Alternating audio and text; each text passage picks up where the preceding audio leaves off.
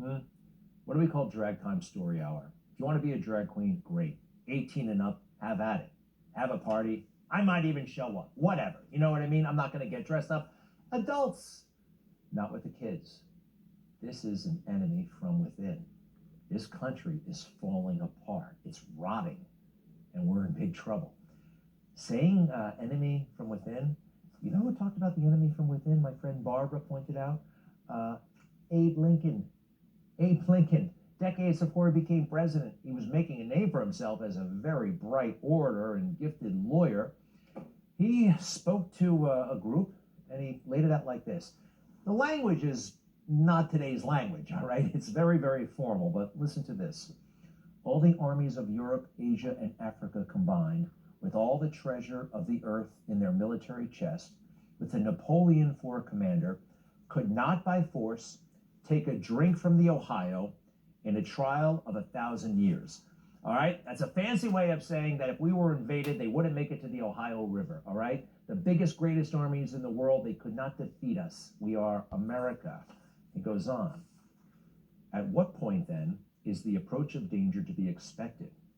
I answer, if it ever reach us, it must spring up amongst us. A fancy way of saying the enemy from within. This is what he's getting at.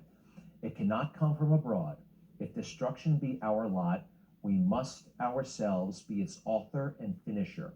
As a nation of free men, we must live through all time or die by suicide.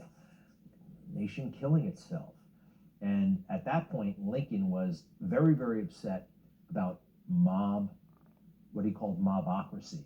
You know, the mob actually just storming and asking for things and demanding things and breaking the law. Now, people will say, well, what about January 6th? Well, what about the 557 Black Lives Matter rallies that were not peaceful? What about that? President Trump also, I guess, concerned people when he talked about maybe we'll need the National Guard or even the military for some of these enemies within. That's not a radical statement. Who remembers the 1992 Rodney King riots, right? After the cops were acquitted, all hell broke loose in Los Angeles and in other places. Anybody remember they brought in the National Guard, but they also brought in the Marines? George H.W. Bush ordered the Marines to go to Los Angeles to help quell those riots.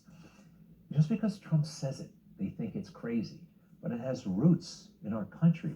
Abe Lincoln, George H.W. Bush, and anybody looking around right now today, that monster who hangs around kids in school, pornographic books in middle school, there is definitely an enemy within. All right, next please.